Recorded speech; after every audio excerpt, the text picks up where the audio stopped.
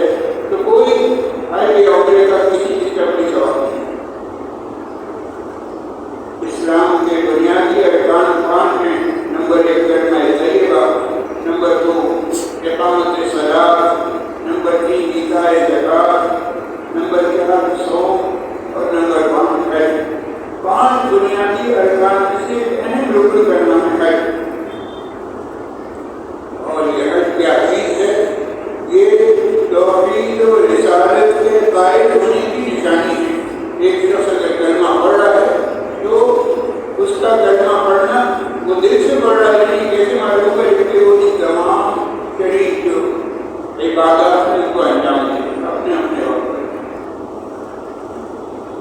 علماء نے لکھا ہے کہ عبادات کی دو قسمیں ہیں۔ نمبر ایک عبادات بدنیہ، جیسے نماز ہے، روزہ ہے، اس میں بدن کو محنت کرنی پڑتی ہے۔ اور نمبر دو عبادات مالیہ، جیسے صدقہ و خیرات ہے، زکوٰۃ ہے۔ اور ایک تیسری عبادت ہے جس کو ایک وقت بدنی عبادت بھی ہے اور مالی عبادت بھی ہے، اس عبادت کا نام ہے حج۔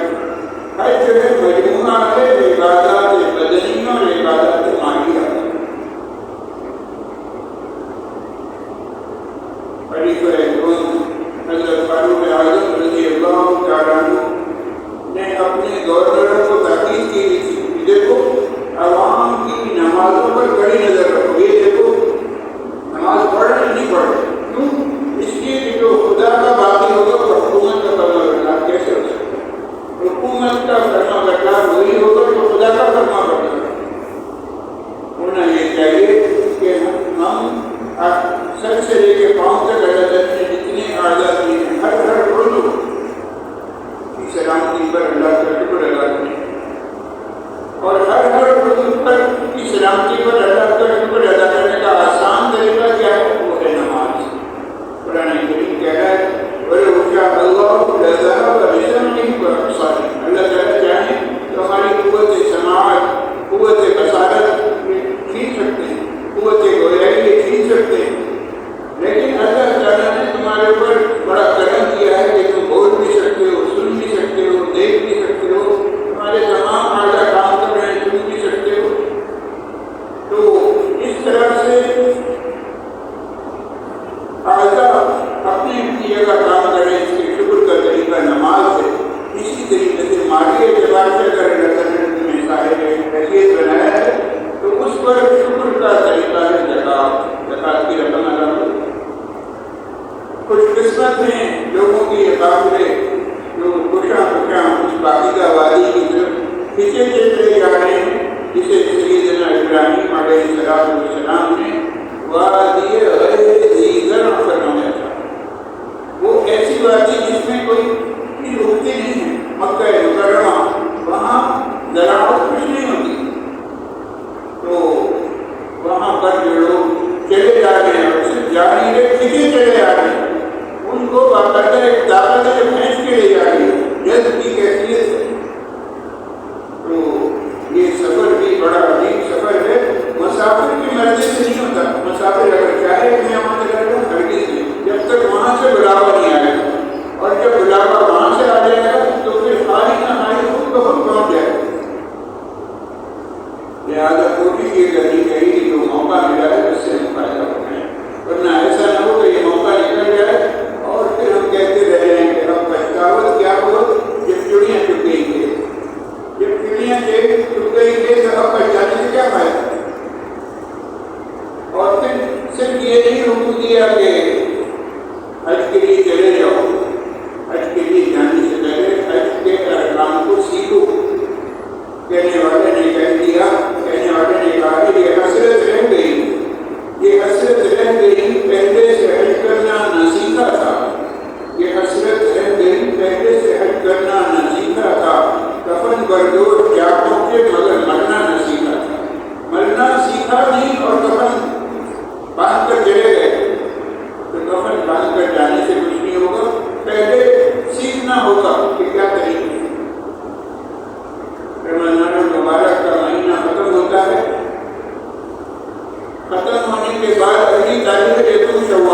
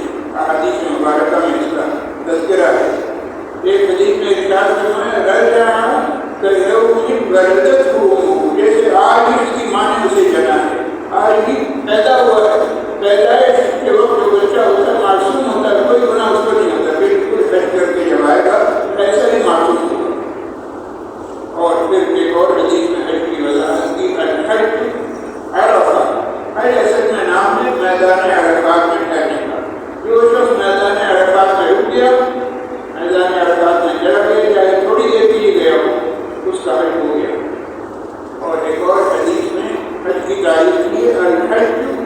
الحج والسد. حج کس چیز کا نام ہے؟ حج نام ہے زور زور سے تلبیہ پڑھنے کا. لبیک اللہم لبیک لبیک لا شریک لک لبیک ان الحمد والنعمت لک والملک لا شریک لک لبیک اللہم لبیک. یہ لبیک کی صدائیں بلند کرنا اور پھر جب وقت آئے گا تو اس وقت پر قربانی کرنا، اس کا نام ہے. اور میں نے یہ حدیث آپ کو سنائی ہے کہ جو شخص اس پر عمل کرتا ہے اللہ تعالیٰ اسے فقر دور کروا دیتے ہیں، اللہ تعالیٰ اسے بری موت سے بچاتے ہیں اور اللہ تعالیٰ اس کی حفاظت فرماتے ہیں کس چیز سے؟ ارتداد سے.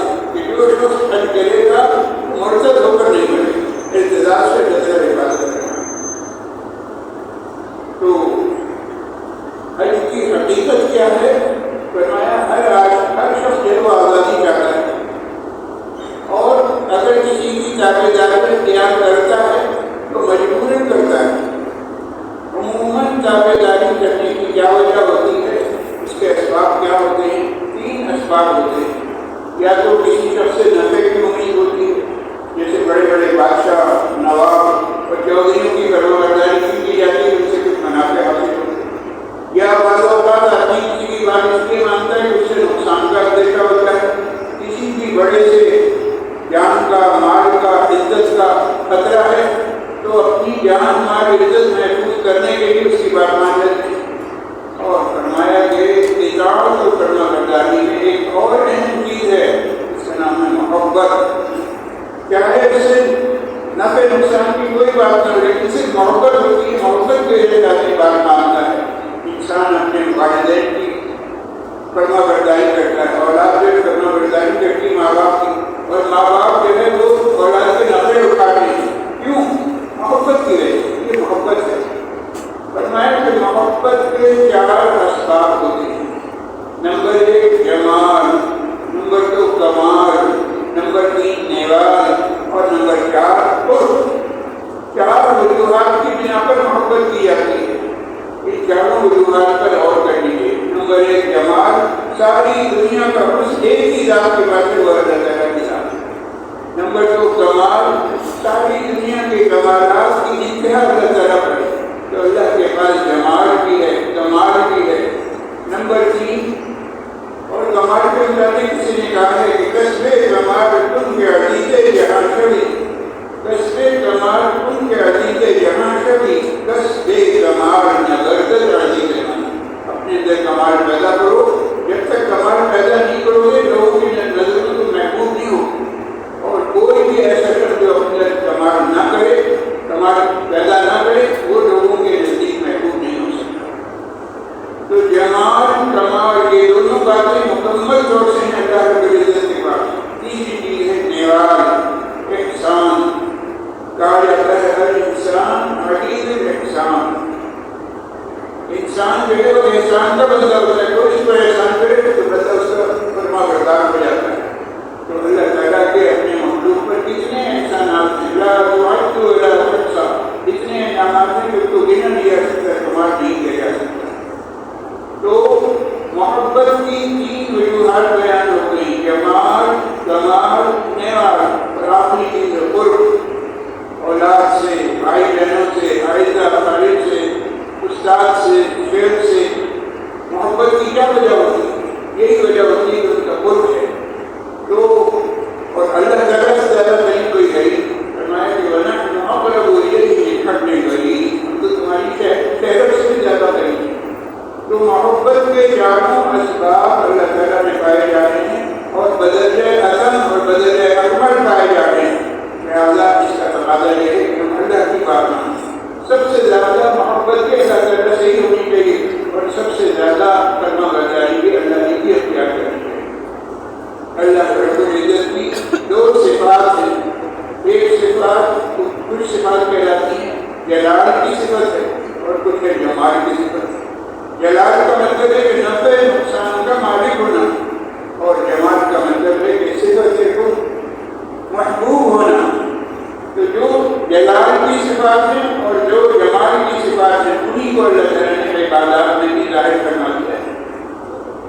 بعض عبادات صفت جلال کے تابع ہیں، مثلا نماز، زکوٰۃ، اس میں اول سے آخر تک ہر جز میں آداب کی رعایت ضروری ہے۔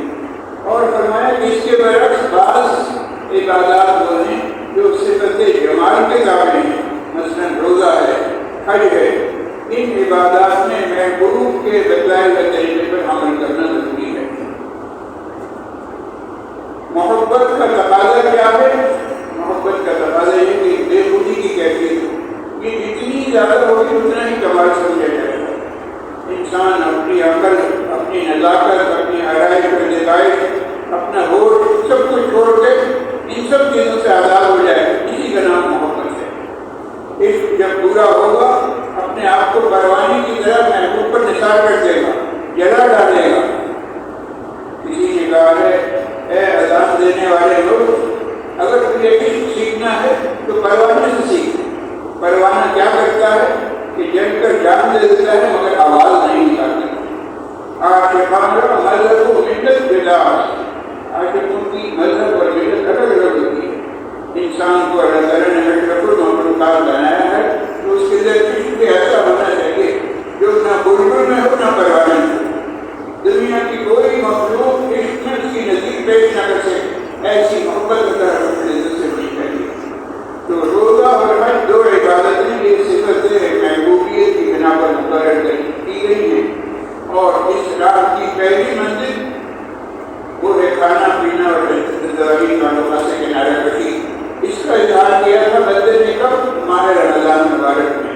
اب آئیے دوسری منزل کا آغاز ماہ شوال سے ہو رہا ہے کہ محبوب کے در و دیوار کا رخ کیا جائے، اس کے گھر کے در و دیوار سے چمٹ کر اس کے سنگ دل کو بوسہ دیا جائے۔ جس طرح سے ماں اپنے بچوں کو اپنی آغوش میں لے لیتی ہے، اسی طریقے سے تمام بستیوں کی جو ماں ہے ام القریٰ، اس کا نام ہے مکہ مکرمہ، وہ اپنے تمام آنے والوں کے لیے دست و بازو پھیلا دیتی ہے۔ وہ یہ نہیں دیکھتی کہ اس سال کتنے آ رہے ہیں، 25 لاکھ آ رہے ہیں، 50 لاکھ آ رہے ہیں، اتنے بھی آ رہے ہیں، ہر ایک کے لیے جگہ نکال دیتی ہے۔ اصل میں ایک چھوٹا سا سفر ہے، جس طرح سے ایک سفر کے لیے زیادہ راہ کی ضرورت ہے، بالکل اسی طریقے سے سفر آخرت کے لیے بھی زیادہ راہ کی ضرورت ہے۔ اور وہاں کا زیادہ راہ کیا کی ہے؟ وہاں کا زیادہ راہ ہے تقویٰ۔ فرمایا وَتَزَوَّدُوا فَإِنَّ خَيْرَ الزَّادِ التَّقْوَىٰ، تم اپنے ساتھ توشہ لے کر جاؤ، خالی ہاتھ نہ جاؤ۔ یہ نہیں کہ وہاں جا کے پریشان ہو رہے، خود بھی پریشان کرو، دوسروں کو ہی پریشان کرو، نہیں، اپنی ضرورت کا سامان لے کر جاؤ تاکہ وہاں تمہیں کوئی تکلیف نہ ہو۔ اور یہ خیال رکھو کہ یہ جو سامان لے جا رہے ہیں اس کی کوئی حیثیت نہیں، اصل سامان ہے، اصل زیادہ راہ ہے تقویٰ۔ وَتَزَوَّدُوا فَإِنَّ خَيْرَ الزَّادِ التَّقْوَىٰ، تقویٰ والی زندگی اختیار کرو گے تو نجات ہو سکے گی۔ عاشق کو کہاں دیکھا ہے کہ عشق ہو اور وہ لوگوں سے لڑ پڑے، عشق ہو اور اس کے اوپر شہوت کا غلبہ ہو اور وہ معشوق کی نافرمانی سے فتور ہو جائے، ہرگز نہیں۔ اسی بات کو قرآن نے تعبیر کیا ہے، فَمَنْ فَرَضَ فِيهِنَّ الْحَجَّ فَلَا رَفَثَ وَلَا فُسُوقَ وَلَا جِدَالَ فِي الْحَجِّ۔ حج کا احرام جب باندھ دیا تو اب خواہشات نفسانی تمہارے قریب نہیں آنی چاہیے، اب جو ہے جنگ و جدال سامنے نہیں آنا چاہیے، اب گناہ سامنے نہیں آنا چاہیے، ہر چیز سے اپنے آپ کو الگ کرو۔ اور بزرگوں نے فرمایا اس پر عمل ہر شخص نہیں کر سکتا، بسا اوقات ملکی قوانین بھی ہوتے ہیں۔ بزرگوں نے فرمایا کہ اگر ایسا موقع ہو جائے کہ پہلے مدینہ منورہ حاضری ہو، مدینہ منورہ حاضری پر درخواست پیش کی جائے کہ یا رسول اللہ صلی اللہ علیہ وسلم آپ دعا فرما دیجیے کہ میرا حج قبول ہو جائے، یا رسول اللہ صلی اللہ علیہ وسلم قیامت کے دن شفاعت مجھے نصیب ہو جائے، قیامت کی شفاعت سے کہیں میں محروم نہ ہوں۔ اور پھر اس کے بعد روانگی ہو جائے مکہ مکرمہ کی طرف۔ اب حج کے ارکان ادا ہو رہے ہیں، وقوف عرفہ ہے، مزدلفہ کی رات ہے، اس کا ایک ایک لمحہ اس کی قدر و منزلت کو پہچاننے کی ضرورت ہے۔ اور اس میں تسبیح و تحلیل، ذکر و اذکار، توبہ استغفار کی کثرت، درود شریف کی کثرت اور گریہ و داعی میں یہ اوقات رکھیں۔ اگر اس پر عمل کر لیا حاجی نے تو سمجھ لیجیے کہ اس کا حج قبول ہو گیا۔ قبولیت حج کے لیے دعا بھی کرنی ہے، دعا بھی کرنی ہے، صرف دعاؤں سے گزارا نہیں ہوگا، اور صرف یہ نہیں ہوگا کہ اگر آپ نے تیاری کر لی تو اس سے کام ہو جائے، نہیں، تیاری اپنی جگہ ہے، جو تیاری کے طریقے ظاہر ہے کہ زمانے کے ساتھ ساتھ الگ الگ ہوتے جاتے ہیں، ان طریقوں کو اپنانا بھائی ہاں فائدہ، ان طریقوں پر عمل کرنا ضروری ہے، جو طریقے بتائے گئے ہیں ان طریقوں پر عمل کرنا رہنا ضروری ہے، اور ساتھ ہی ساتھ دوا بھی اور دعا بھی، دعاؤں کے ذریعے سے بھی جو کوششیں کی جاتی ہیں ان کوششوں میں اللہ تعالیٰ ہمیں کامیابی نصیب فرمائے۔ یہ دعائیں کرتے جائیں اور آگے بڑھتے جائیں۔ میں نے عرض کیا کہ اللہ کے خوش نصیب بندے بہت سے پہنچ چکے ہیں، بہت سے پہنچنے والے ہیں، الحمدللہ۔ وہ خوش نصیب بندے جو وہاں پہنچ چکے ہیں، جو پہنچنے والے ہیں، وہ سب لائق سب مبارکباد ہیں۔ اور پھر جو پیچھے رہ گئے ہیں، اللہ رب العزت کا کرم ہے کہ اللہ تعالیٰ یہ چاہتے ہیں کہ ساری دنیا میں رہنے والے لوگ محروم کوئی بھی نہ رہے۔ جو حجاج کرام ہیں وہ تو حج کی عبادت کریں گے اور اس کے ذریعے سے اللہ کا قرب حاصل کریں گے۔ جو پیچھے رہ رہے ہیں ان کے لیے بھی ہدایات ہیں، ان کے لیے بھی طریقے بتلائے گئے ہیں۔ ذوالقعدہ کا میں نے کہا کہ 11واں مہینے کا یہ آخری جمعہ ہے، اب اس کے بعد 12واں مہینے شروع ہوگا ماہ ذوالحج۔ ماہ ذوالحج کے ابتدائی 10 ایام عشرہ ذوالحجہ کہلاتے ہیں، اس کے فضائل و مناقب ہیں۔ ان فضائل و مناقب کو معلوم کیا جائے اور اس کے مطابق عمل کی کوشش کی جائے۔ انشاءاللہ العزیز پیچھے رہنے والے بھی اس سے محروم نہیں رہیں گے۔ میری پوری کوشش اور خواہش ہوگی کہ انشاءاللہ آئندہ جو ہماری جو گفتگو ہوگی وہ ماہ ذوالحجہ سے متعلق ہوگی، عشرہ ذوالحجہ کے فضائل سے مطابق اللہ تعالیٰ جو باتیں میں نے کی اس پر مجھے بھی عمل کی توفیق نصیب فرمائے اور آپ تمام حضرات کو۔ روزگار نگر کے ڈائریکٹر جناب محمد امین صاحب کی والدہ محترمہ کا انتقال ہو گیا۔ اللہ تعالیٰ مرحومہ کی کامل مغفرت فرمائے، انہیں جنت الفردوس میں اعلیٰ مقام عطا فرمائے، عثمان دیوان کو سب یقین نصیب فرمائے۔ میں نے جیسے بیان کیا کہ مرحومہ کی نماز جنازہ فرض اور دعا کے فوراً بعد ادا کی جائے گی۔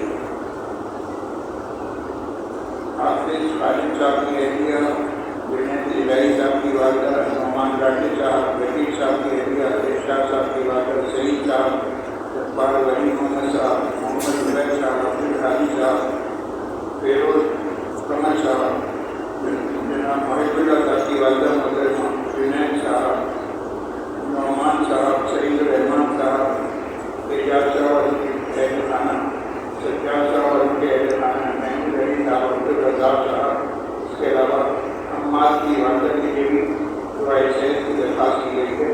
اللہ تعالیٰ اور دیگر تمام بیماروں کو شفائے کامل عاجلہ مستمر دائمہ نصیب فرمائے۔ جو لوگ مسائل میں گرفتار ہیں اللہ تعالیٰ کی پریشانیاں دور فرمائے۔ سید ظفر صاحب کے والدین، جمیل صاحب کے والدین، عثمان صاحب، مصطفیٰ صاحب کی دادی، محمد خان صاحب، احمد الہی صاحب، حامدہ صاحب کی رحمتیہ، اعجاز صاحب کے والدین کے لیے دعائے مغفرت کی درخواست کی گئی ہے۔ اللہ تعالیٰ ان کی دیگر تمام مرحومین کی کامل مغفرت فرمائے، جنت الفردوس میں اعلیٰ مقام عطا فرمائے، عثمان جوان کو سب یقین نصیب فرمائے۔ ملک قوم اور امت مسلمہ کے جتنے بھی مسائل ہیں اللہ تمام مسائل غیب سے حل فرمائے۔ خاص طور سے ہمارے مظلوم فلسطینی بھائی ہر آنے والے دن میں یہ خبر ملتی کہ پہلے سے زیادہ ظلم میں ان کے اضافہ ہوگا۔ یا اللہ ظالموں کو تہس نہس فرمائیے، تباہ و برباد فرمائیے، ہلاک فرمائیے۔ یا اللہ فلسطین کے مظلوم مسلمانوں پر رحم فرمائیے۔ یا اللہ ظالموں کے جنگل میں ہمیں آزادی نصیب فرمائیے۔ یا اللہ وہ دن ہمیں دیکھنا نصیب ہو کہ ہمیں یہ خوشخبری ملے کہ بیت المقدس آزاد ہو چکا ہے۔ یا اللہ جو لوگ اس کے لیے کوششیں کر رہے ہیں، کام میں، دلوں میں، قدم میں، سپنے، انہیں ان کی کوششوں میں کامیاب و کامراد فرمائیے۔ کفر کو نیست نابود فرمائیے۔ یہود و نصارہ جو دشمن ہیں اسلام کے، یا ان تمام دشمنوں کو سب ہستی سے مٹا دیجیے۔ اسرائیل جو کہ ظالم ریاست ہے، اللہ ہمیشہ ہمیشہ کے اس کا خاتمہ فرما دیجیے۔ الہ العالمین جو مانگا ہے وہ بھی دیجیے، جو مانگنا چاہیے وہ نہیں مانگا وہ بھی عطا فرما دیجیے۔ یا اللہ دین بھی عطا فرمائیے، دنیا بھی عطا فرمائیے۔ اللہ ہر طرف کی صلاح و فلاح نصیب فرمائیے، ہر طرف کے شرور و فتن سے حفاظت